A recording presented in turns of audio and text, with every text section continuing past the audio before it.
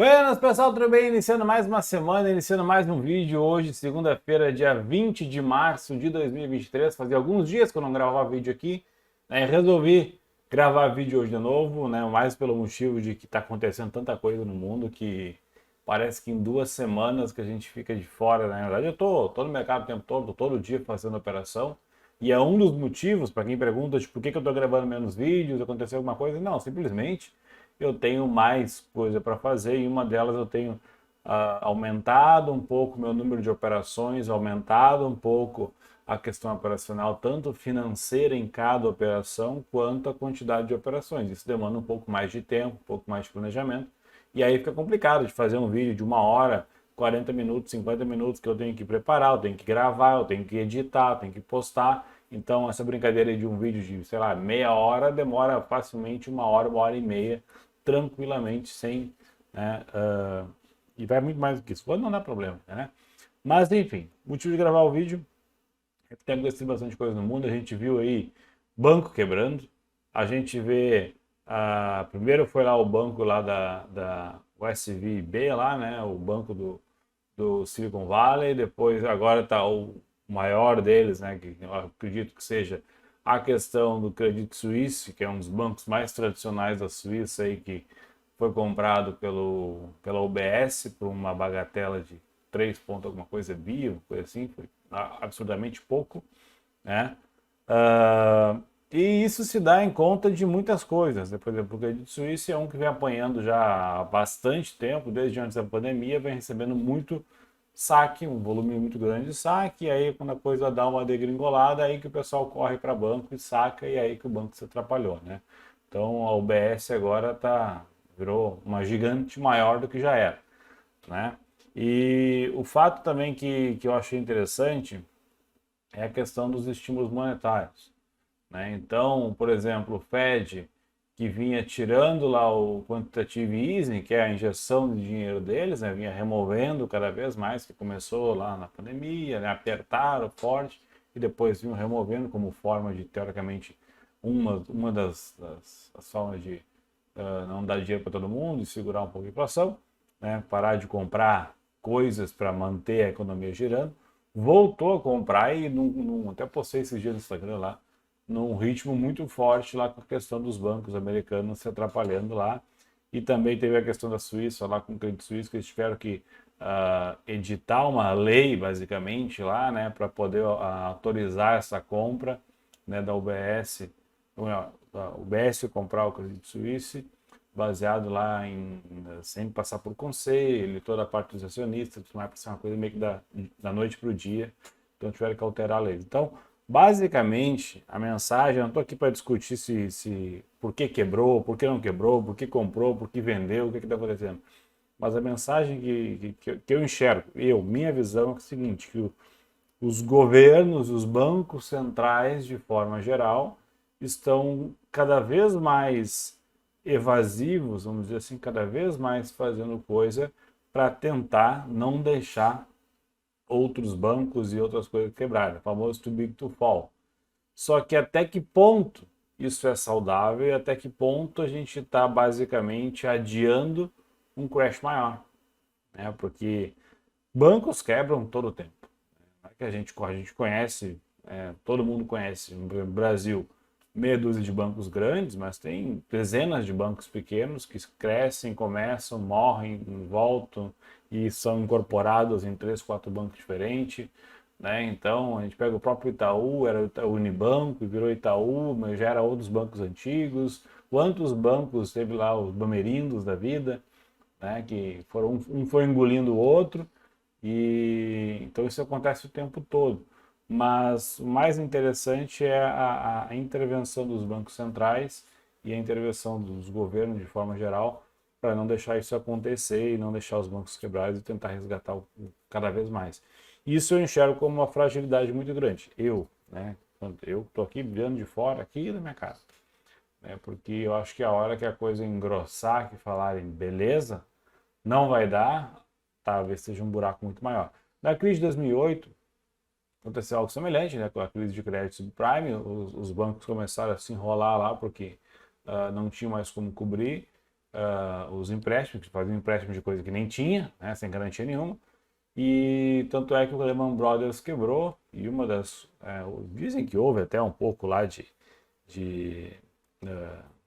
questão de eco e tudo mais, porque o Lehman Brothers, isso, aquilo, aquilo outro, mas teoricamente, né, alguns acreditam que foi necessário o Lehman Brothers quebrar, porque se o Lehman Brothers não quebrasse, né, os outros tentassem socorrer, talvez o buraco e o efeito dominó fosse maior e num prazo um pouco maior, ou bem maior. Então, às vezes é necessário, beleza, quebrou, enterrou aquele lá e vamos seguir daqui. Porque se todo mundo tentar se salvar, morre todo mundo, né? Então, querendo ou não, é isso. Mas, enfim, muita coisa acontecendo, essa questão dos bancos, a questão aqui do Brasil, né, não é nada diferente, tem aqui o nosso arcabouço fiscal, tem toda a questão nossa interna aqui de política, que está uma esculhambação, cada dia fala uma coisa, cada dia fala uma coisa diferente, nós precisamos de economia, não é nada, não enxergo ele como uma pessoa muito coerente com as coisas, ele fala uma coisa, daqui a pouco fala outra, enfim, fica uma coisa meio esquisita. Então, nossa questão de juros aqui também está complicada, né? Tem governo querendo baixar juros na canetada, na marretada, e um cenário de inflação alta e cada vez mais alta, a inflação também está alta lá nos Estados Unidos, então baixar juros com um cenário de inflação alta, eu acredito que é muito pior do que aumentar os juros e deixar a inflação ainda alta também, porque tu baixar juros numa inflação alta é basicamente tu incentivar uma economia que já está inflacionada, né? Então dá aquela falsa sensação de dinheiro barato, em compensação está tudo caro. Então, e quem sofre mais sempre é quem está nas pontas, né? Quem está na ponta de baixo, principalmente, porque quem tem muito dinheiro aproveita um pouco da questão dos juros altos, porque consegue rentabilizar capital, né? E quem tem muito dinheiro também não sente tanto ali no dia a dia, né? A pessoa ali que é acostumada a ir no supermercado comprar, né, lá semanalmente 400, 500 reais em comida, se aumentar aqueles 400, 500 reais para comprar a mesma coisa, agora vai ter que gastar 600 ou 700, a pessoa não vai deixar de comprar o que gosta, não vai deixar de comer o que gosta. Vai reclamar, vai dizer que está caro, que é um absurdo, mas vai comprar, né? Então, não, compra resmungando a compra. Agora, aquela pessoa que não tem condição, que é com dinheiro contadinho, já vai ter que mudar algumas coisas ali. Então, esses são os que mais sofrem. Então, incentivar uma economia para crescer com inflação alta, eu acho muito perigoso, tá certo? Então, é necessário, às vezes, a gente dar uma aumentada de juros para conter a inflação, porque pior do que juros altos, pior do que ter dinheiro caro, é não ter dinheiro. Então, eu acredito nisso. Ou o teu dinheiro não vale nada. Eu ter R$ 1.000 que não compra nada. Então, minha opinião, mais uma vez. Mas, enfim, né? Então, só estou ouvindo tudo muito, muito, muita turbulência, muita coisa nas últimas semanas, nos últimos dias. O bom disso, o que que é? Deu bons trades, e aí eu fiz bons trades aqui no Brasil, né, na questão de bolsa, na questão principalmente de ações. Eu tenho feito bons trades em ações porque saiu muito balanço, né? Então teve um calendário de balanço muito grande aí, que ainda está terminando, mas ainda tem. E com balanço, inclusive hoje sai de Itaúsa. Então o que acontece? O balanço geralmente dá boas operações para quem faz operações com ações, principalmente day trade. E principalmente day trade e fluxo. Porque eu acredito na questão do fluxo no seguinte, por que eu gosto de olhar o fluxo em ações? Porque eu acredito, né, que a gente vê, por exemplo, pega um fundo, pega qualquer fundo, né? Um fundo vai montar uma posição ou vai desmontar uma posição independente. Vai fazer vai montar uma posição lá, vai se expor ao mercado frigorífico. Pelo motivo qualquer lá que seja. Beleza. Aqui no Brasil, quero me expor ao mercado frigorífico aqui no Brasil pelo motivo ABC. Beleza, eu tenho BIF, tenho JBS, tenho Marfrig, tenho, o que mais que eu tenho? Tem mais, tem BRF, enfim, tem 4, 5 empresas ali do setor, as mais conhecidas. Beleza, eu olho as ações lá, quanto é que custa essas ações? uma bife está custando acho que 12, 13 reais, a outra lá 15 e pouco, é tudo nessa faixa aí, né? De 10 a 20 reais, vamos dizer. Aí um fundo vai montar uma posição, vai comprar, sei lá, 200 milhões de reais, um bi, ou 500 milhões de reais. Quantas ações desse fundo tem que comprar? Né? Um caminhão de ações. Ele vai comprar um lote de 1.000, 2.000, 3.000 ações. Ele tem que comprar um caminhão de ações. E muitas vezes, vamos supor que eu pegue lá uma ação e eu vá comprar lá 500 milhões, né, de ações, por algum motivo lá. Tá, exagerei. Vamos botar lá 200 milhões de ações. Vou comprar 200 milhões de ações de algum ativo. Tá? Se eu pegar e chegar e comprar mercado isso, eu vou fazer, o ativo vai entrar em leilão, eu vou fazer deslocar preço, eu vou entregar minha posição ali, e é uma coisa que descrição no mercado é uma coisa muito cara, né? Então, o que que eles fazem? Liga um robozinho, bota um robozinho para comprar, e esse robozinho vai comprando de pouco em pouco, por diversas estratégias que existem. Tem o STIWAP, o VWAP lá, o robô compra 1.000 ações a cada 5 segundos, 1.000 ações a cada 10 segundos, 10.000 ações de tanto em tanto, ou ele fica lá sempre no book de ofertas lá, né, nas primeiras filas lá com 2.000, 5.000, 10.000 ações lá para quem quiser ir comprando ou vendendo no mercado, vai consumindo ele sempre na frente ali.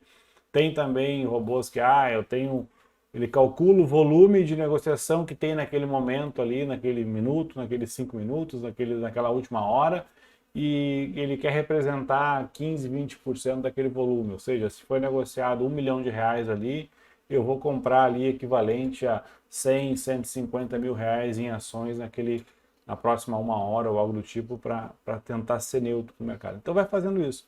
E aí a gente, né, cabe a quem vai fazer a operação baseado em ver fluxo, tentar enxergar, não quer dizer que vai ser fácil, porque não é, tentar enxergar algum movimento desse tipo, né? Tentar enxergar um preço subindo, né? Sei lá, falei frigorífico, um bife da vida subindo, né? Subindo lá, vai lá, não sei quanto é que tá bife, até vou olhar aqui só para não falar besteira. Bife, tá 11,20. Tá, eu olhei bife lá 11 reais, daqui a pouco tá 11,1, 11,2, 11,3, 11,4, 11,5, e eu vejo que tem lá um player da UBS comprando o tempo todo, de tempos em tempos, ou comprando lote muito grande, agredindo o mercado, independente do preço que tá. Ele compra 11, compra 11,5, compra 11,10, volta para 11, ele compra de novo. Então, é esse tipo de coisa que a gente tem que tentar identificar. A gente identifica isso, a gente vê, opa, tem gente comprando aqui. Não sei se é um fundo, não sei se é uma corretora, não sei se é uma pessoa física, não sei o quanto ele vai comprar. Pode ser que ele compre 1.000, 2.000, 100.000, 1 milhão, 10 milhões, não sei. Mas a gente tem que tentar olhar ali e ver quem é que está deslocando o preço e quem não está deslocando o preço, quem que está defendendo o preço, quem está defendendo regiões de preço, e tentar enxergar o que aquelas pessoas estão fazendo, aqueles players estão fazendo, e ver se, bom, esse cara aqui está fazendo preço, ele está comprando a qualquer mercado, a qualquer preço, está comprando muito, está empurrando o preço e não está nem aí, e o lote não para de vir, é lote infinito, o preço para um pouquinho e vem vindo. Então, opa, eu vou entrar junto na onda, né? Vou esperar vir numa região um pouco mais tranquila aqui, vou comprar junto, ou vou vender junto, não me importa. Então, muitas vezes tu pega um fundo, né? Eu falo fundo porque é mais fácil de entender. Mas tu pega um fundo que vai montar ou desmontar uma posição de um ativo, o pessoal às vezes fica uma semana, fica um mês montando posição. Por quê? Porque é muito tempo, é muito grande, as ações são baratas e são pouco líquidas. Então fica muito mais fácil de tentar enxergar. E obviamente que, por exemplo, quando eu opero ações, eu procuro ao máximo não operar blue chips. Eu praticamente não gosto de operar blue chip. Então, raramente, só em questão de algum evento, alguma coisa, eu vou operar Petro, vou operar Vale, vou operar Itaú, Bradesco, Banco do Brasil. Essas ações geralmente não operam. Por quê? Porque são ações de volume muito grande, muito negociadas, com muitos players, comprando e vendendo o tempo todo, de todo tipo de corretora, e é muito rápido. Então abre o Times in Trades, por exemplo, aqui, deixa eu mudar minha tela. Aqui tem o Times in Trades aqui. Cadê minha... a minha coisa aqui, vou mudar de novo, apareceu lá. Olha aqui o time, por exemplo, isso aqui é Natura, fiz umas operações de Natura hoje aqui, né? Tá fechado agora, mas eu olhar a Natura aqui, ela é mais tranquila, então eu vejo aqui 1.000, aqui já é aftermarket, mas a gente vê aqui o volume pequeno aqui, poucas ações aqui, né, sendo negociadas, uns lotes pequenos, às vezes aparece 10, 15, 20 mil, beleza. Mas agora, se eu pegar, por exemplo, Petro ou Vale, né, a gente vai ver volume muito maior, a gente vai ver boletas muito maiores, se eu puxar aqui, acima de 10 mil ele está marcando como preto. Né? Então a gente vê muito mais, o volume muito maior e é muito mais rápido, né? Então é muito mais difícil de operar. Se eu, por exemplo, botasse num índice, então num dólar, isso aqui é uma coisa frenética que meu olho não consegue ver. Agora, se eu botar lá que eu estava em Natura, botar qualquer outra ação aqui, a própria BIF que eu falei antes aqui, né? Botar BIF aqui, é mais tranquilo de ver. E aí, quando sai em temporada de resultado, a empresa lucrou tanto, a empresa teve um prejuízo de tanto. Geralmente, no dia que abre o pregão pós-temporada de resultado, pós-resultado daquela empresa, né, muitas vezes alguns players tendem a montar ou desmontar a posição ali. Eu estou comprado num ativo, e aí aquela empresa, Rap Vida, aconteceu há pouco tempo, faz uma cagada gigantesca lá, ou teve um prejuízo gigantesco. Eu não vou querer ficar no ativo. Eu vou querer sair, vou querer desmontar a posição. E aí o pessoal começa a vender, e aí tu começa a enxergar players vendendo, e aí tu começa a tentar entrar nisso. Ou o contrário, começa a ter um lucro gigantesco, o negócio começa a subir sem parar. Tu fala, não, opa, de repente o pessoal quer comprar. Então, e isso às vezes, muitas vezes no dia do resultado ali, né, o primeiro pregão após o resultado, tem muita volatilidade, o mercado às vezes explode para cima num dia ou cai num dia, mas dá 2, 3 dias depois começa a ficar mais direcional, muitas vezes começa a ficar mais tranquilo. Então, esse é um dos motivos de eu ter gravado menos vídeos. Eu tenho ficado mais tempo na frente da tela operando, não que eu não esteja operando, eu tenho ficado mais tempo na frente da tela operando. E uma vantagem das ações em relação a qualquer outro mercado, inclusive até em cima de milho e boi, né, que eu opero bastante também, é a questão do risco-retorno. Eu consigo ter um risco-retorno muito melhor. Por quê? Porque eu consigo identificar um player que está comprando e comprando aonde. O Itaú aqui está comprando aqui em 11,10. Ele passou aqui boa parte do dia comprando em 11,10, por exemplo. Então o preço chegava perto de 11,10, ele comprava sem parar. Fala, beleza, eu vou comprar perto de 11,10 junto com o Itaú. Se o Itaú continuar comprando e o lote for muito grande, ele empurrar o preço para cima, ótimo. Se bateu, passou de 11,10 e o Itaú pulou fora e parou de comprar, o que eu faço? Pulo fora também. Então, de repente, eu compro 11,12, 11,11 e saio 11,9. Né? Então, eu saio ali com 3, 4, 5 centavos de stop. Né? E aí eu boto 1.000 ações, é R$ 50, é R$ 30, é R$ 40 de stop. Eu boto 10.000 ações, é 500 pila de stop. Só que 500 pila de stop, e aí o ativo vai lá e anda 50 centavos, né? Eu ganho 5.000. Não dá para fazer 10 vezes. É difícil. Mas fazer 4 para 1, 3 para 1 é fácil. Em muitas operações. É muito fácil. É muito fácil tu perder 50, 60 reais e ganhar 300, 400. Fácil. E aí perder 300 e ganhar 4.000 também é fácil. É só multiplicar. Então, eu gosto de falar, eu comecei falando o vídeo nisso, primeiro para justificar o que eu tenho feito menos vídeo, e segundo para mostrar que isso aqui, quem não conhece, né? Eu nunca fiz curso disso, eu fui aprendendo e pesquisando por conta própria e testando. Testa, pega um replay de mercado, abre um replay aqui, coloca lá, escolha um ativo, né, do dia lá que teve notícia, ou um ativo que saiu resultado, não sei o que mais. Coloquem lá um book de ofertas, um Times in Trades aqui, né? Eu coloco a ordem original e boto o negócio, que é mais fácil de enxergar aqui, mas dá para botar só a ordem original. Um Superdome aqui, compradores e vendedores do dia aqui, para eu ter uma ideia. E aqui embaixo tem um gráfico, para me localizar no tempo, onde é que eu estou, né? No diário, nos 5 minutos, eu olho aqui também. E é isso aí. Isso aqui eu quase nem olho, né? Só aqui para saber com a região de mais negócio, mas isso aqui eu olho raramente. É mais aqui, ó. Esses 4 aqui é o que eu mais olho. Então, quem nunca fez isso, pega ativos mais lentos e dá uma olhada nisso, de repente é uma oportunidade boa aí de ganhar dinheiro. Principalmente quem está fazendo aí trade índice, dólar, tem dias que o Ibovespa está literalmente de lado, fica ali, semana passada teve alguma, semana retrasada teve dias que o Ibovespa está literalmente travado e teve ativos subindo 4%, 5%.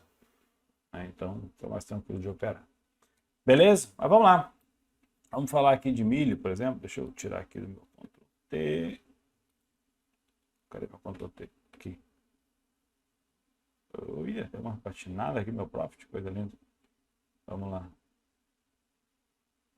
Tanta coisa aberta, tem 400 abas abertas aqui. Vamos lá. Milho, gráfico semanal. O que a gente enxerga no milho? O milho vem caindo, não para de cair, então tá firme e forte para baixo. Eu cheguei a vender semana passada não, retrasada também não. Cheguei a fazer uma venda faz uns 15 dias.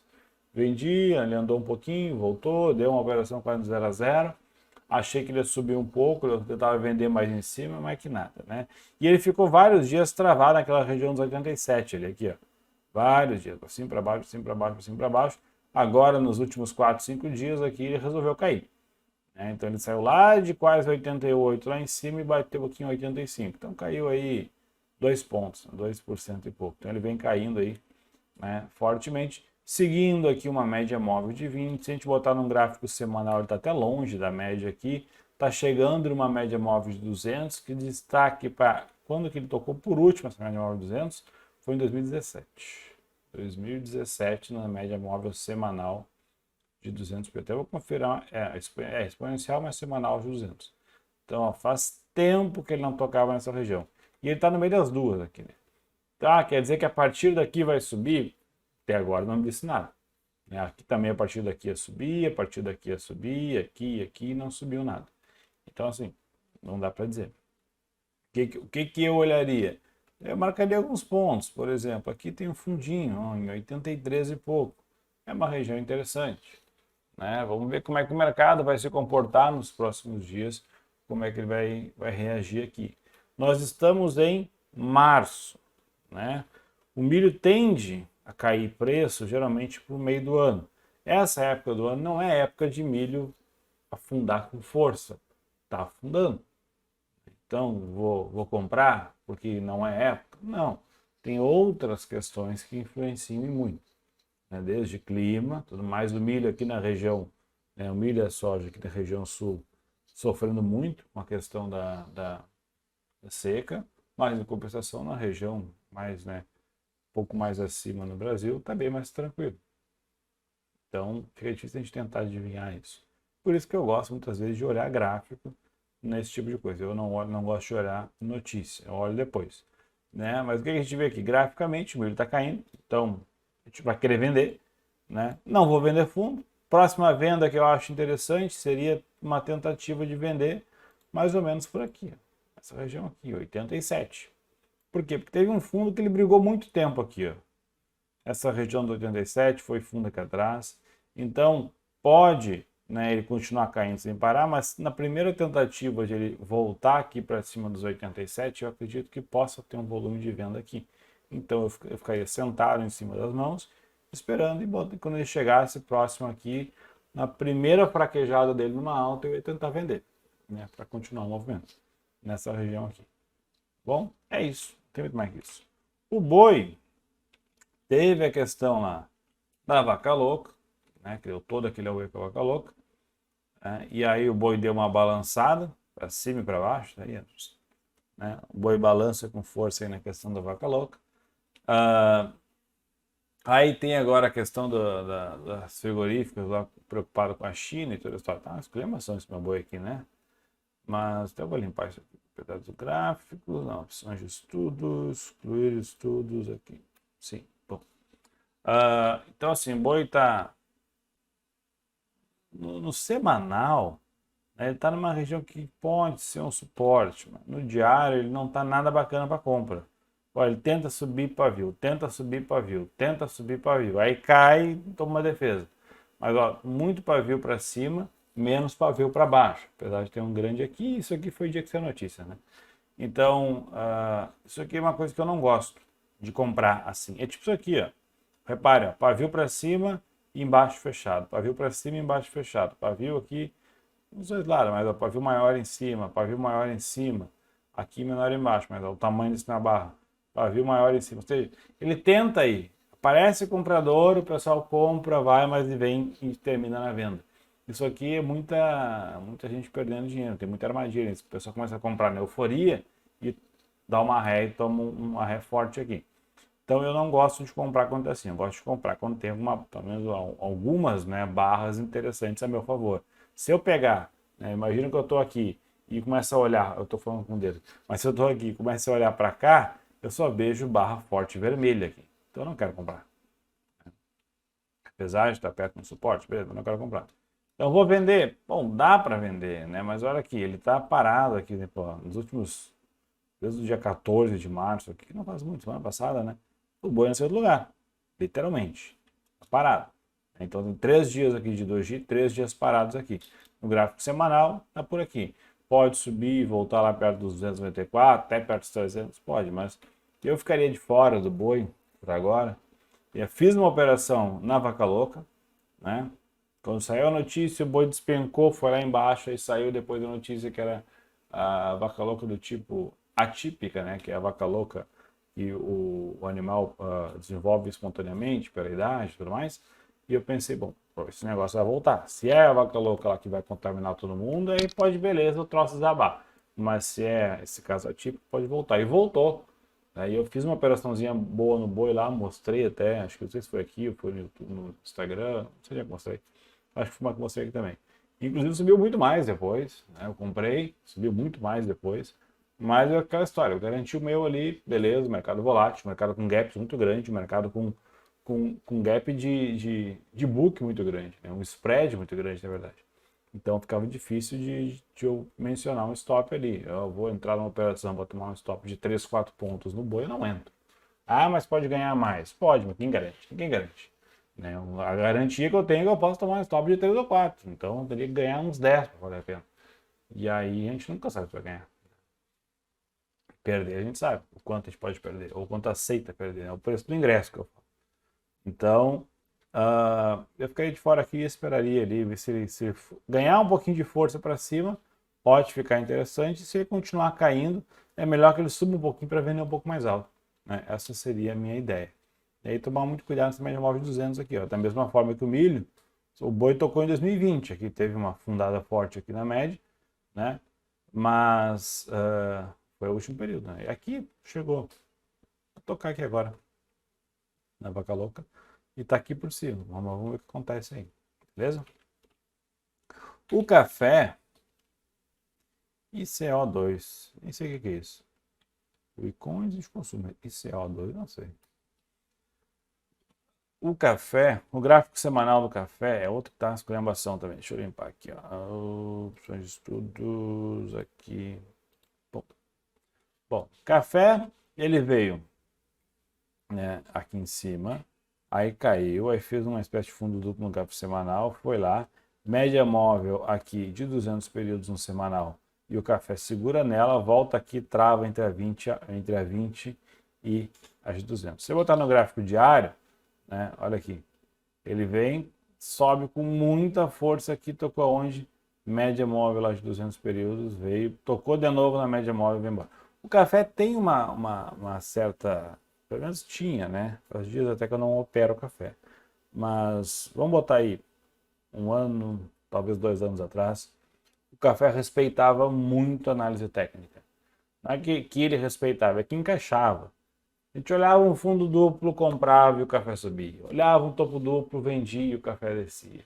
Olhava uma região de média, nem mais de 200, algo do tipo, esperava uma barra de sinal, entrava e o café ia. O mercado vinha, explodia para cima, ficava lateral ali, perdia, né, a volatilidade, era só esperar. Para o lado que ele explodisse, a gente entrava, para cima ou para baixo. Então, deu boas operações. Eu me lembro que eu ganhei dinheiro com café. Como eu falei, os ativos que eu mais ganhei dinheiro, não no somatório, mas que eu mais ganhei dinheiro em operações únicas, né, por operação, foi o café, financeiramente falando. Que eu mais perdi também. Né? Depois do café, acho que vem o boi, que é outro que também dá operações muito boas, né, com um lucro muito bom, mas também quando machucava. Então, tocou na média móvel de 200, voltou um pouquinho aqui e está travado nessa região aqui, né, para cima para baixo aqui. No gráfico semanal, está aqui em cima. Então, aqui é a região de compra, porque ele fez um fundo duplo, está fazendo um pivôzinho para vir embora para cima, né? Olha que bonito esse desenho aqui, se a gente for para pensar, né?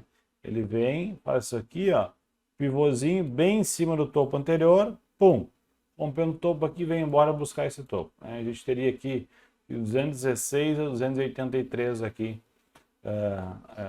pontos para ele buscar. Então eu teria aqui pelo menos aí 60 pontos, 60 e poucos pontos. Aí é um cenário ideal, perfeito e bonito, né? Da mesma forma, qual que é o problema? A gente tem esse topinho aqui e a gente tem uma média móvel de 200 aqui. E essa média móvel de 200 é uma média móvel, né, tranquilo. Aqui ele sentou em cima dela e foi embora. Claro que quando ele estava aqui, essa média não estava aqui provavelmente.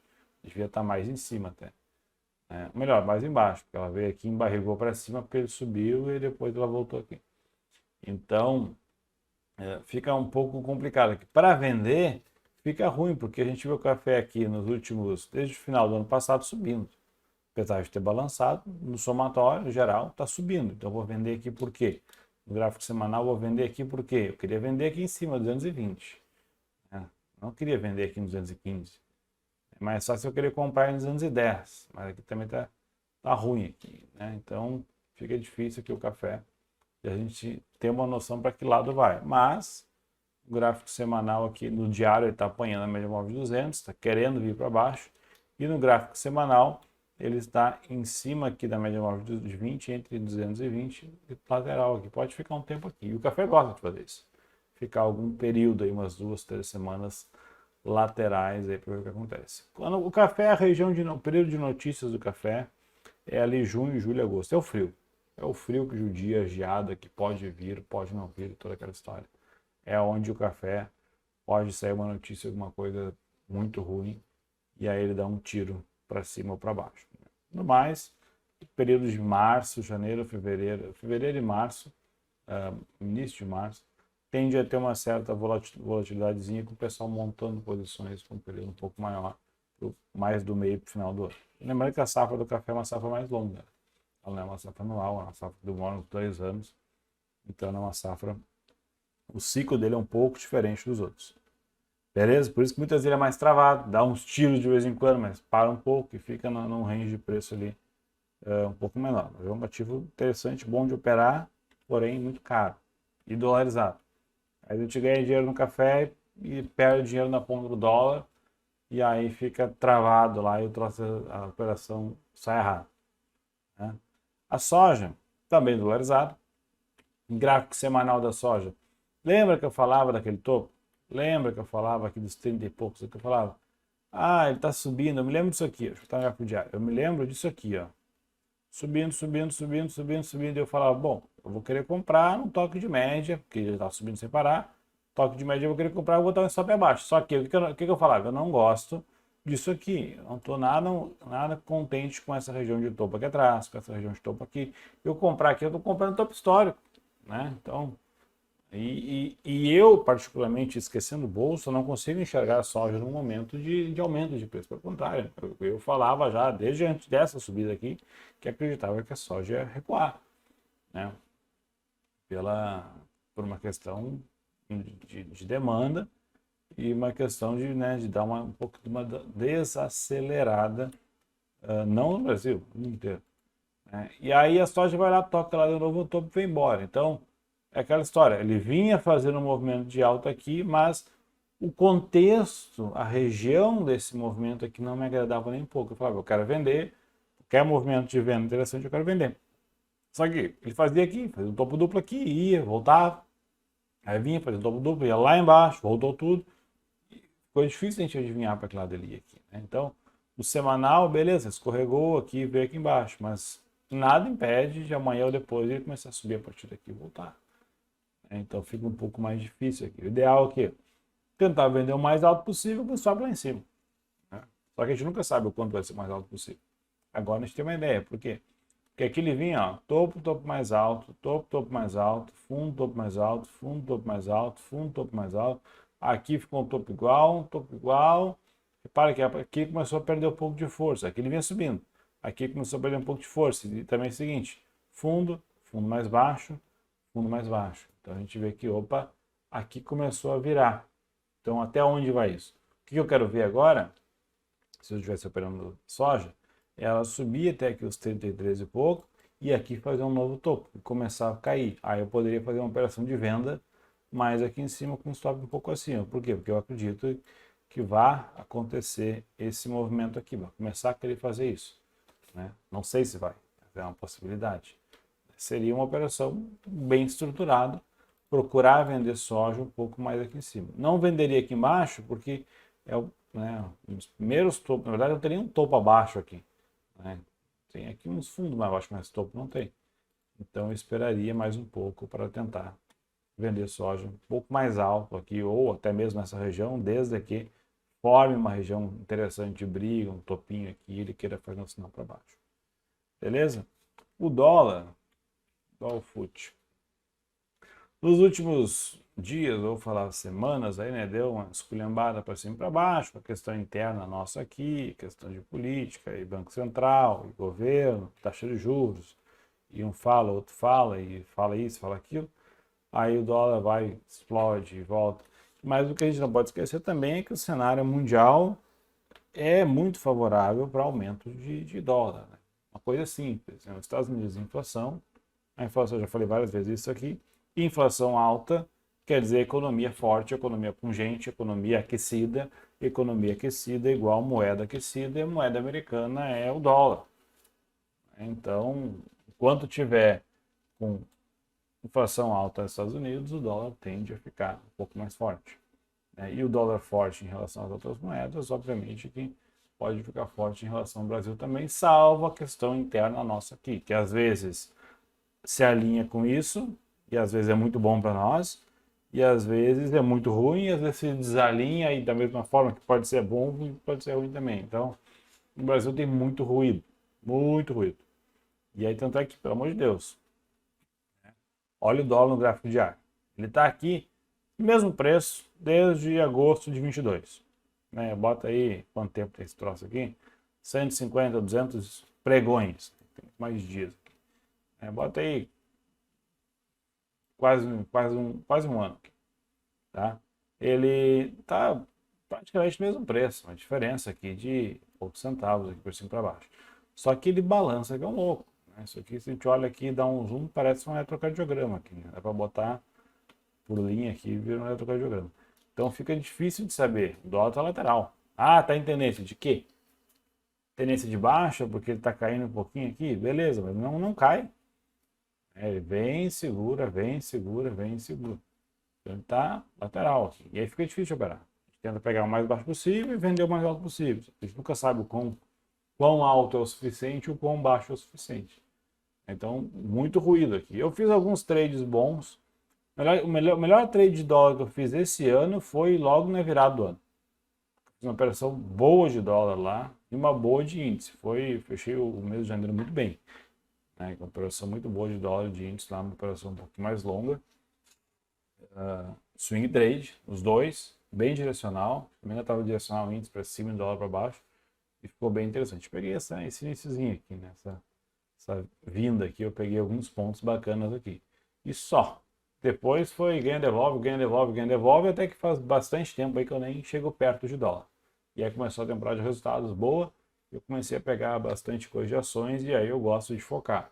Eu não fico olhando 50 coisas ao mesmo tempo, senão não dá certo. Então eu olho ações, estou sempre espiando ali milho e boi, porque eu gosto de operar milho e boi.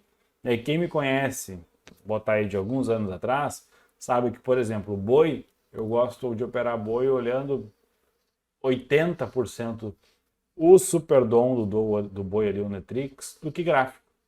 Porque o boi é bem mais lento e a gente consegue, né, como tem os spreads ali, eu conseguia fazer operações boas com o boi por ali. Então, o fato de operar fluxo em ações já vem um pouco disso aí também. A gente consegue, né, fazer boas operações por aí. Então, o boi era um caso já mais antigo meu. Mas o dólar está lateral. Tocou na média, pode vir para baixo? Pode. E aí? O gráfico diário pode tocar aqui e subir. Está no meio das duas, está bem lateral. Então, sem muita direção no dólar aqui. O Ibovespa já deu uma escorregada um pouco mais interessante, né? Então, a gente pegar no gráfico semanal, o Ibovespa tenta segurar aqui no 113 mil e pouco aqui, sobe, e de lá ele derrete aqui, vem embora aqui, né? Caindo uns quantos por cento, chegou a tocar os 100 mil pontos aqui embaixo, não tocou os 100 mil redondo ainda, ele está mais ou menos por aqui assim, então ainda não chegou lá, pode ser que chegue, né? Então aqui nessas linhas aqui, ó, disparou um monte de alarme para mim, era uma região que poderia ser uma região de briga, aqui uma região de briga, a próxima agora aqui nos 96. Aqui olha que interessante, se a gente pegar o Ibovespa no semanal, a gente vê o Ibovespa aqui abaixo dos níveis pré-pandemia, a gente vê o Ibovespa literalmente, né, pandemia, volta tudo, o mundo vai acabar, não vai acabar não, opa, voltou tudo, beleza, vamos embora. Aí depois, não é bem assim, e aí tá aqui, né. E aí agora essa questão de juros, né, no mundo inteiro, meio atrapalhada, juros europeus cada vez mais altos, juros americanos cada vez mais alto, inflação europeia cada vez mais alta, inflação americana cada vez mais alta, essa inflação aqui, as metas de inflação estão tudo extrapolado e cada vez mais para cima, nossos juros está alto, bem alto, dívida pública cada vez maior, crédito zero, as pessoas endividadas até a tampa, então a questão, aí tem bancos se atrapalhando, banco quebrando, se a gente for botar tudo isso num papel, né, pegar uma caneta e um papel, começar a listar o que está de bom e o que está de ruim, a vontade que dá é pegar todo o dinheiro que tem no banco, segurar, abraçar na mão e falar, beleza, eu vou embarcar numa caminhonete, num caminhão estilo Mad Max e botar uma 12 nas costas e vamos embora. A vontade que dá é isso, porque a coisa tá feia. Mas ficar aqui falando de cenário apocalíptico também não adianta, a gente nunca sabe quando vai acontecer, se vai acontecer alguma coisa. Daqui a pouco tudo volta ao normal, finge que não tá tudo bem, emite mais dívida e vamos embora. Beleza? Então, Ibovespa está aqui, próxima região de alvo interessante aqui nos 96 mil. Qualquer sinal aqui de alta, graficamente falando, qualquer sinal de alta do Ibovespa aqui, nas próximas semanas ou dias, é venda. Até ele romper um topo e começar a subir. Ele começar a subir a partir dos 105, 106, 107 mil aqui, aí pode ficar interessante pensar em compra. Abaixo disso, subiu, vendeu. Basicamente é isso. Então não tem muito mais o que fazer. Inclusive ali em 103, 104 aqui nessa região aqui, é a próxima região de venda. Ele vem, sobe aqui um pouquinho, te vende por aqui, cai mais, sobe aqui, te vende aqui no 100, cai mais e assim vai. Beleza? Bom, então hoje era isso. Vou tentar gravar um vídeo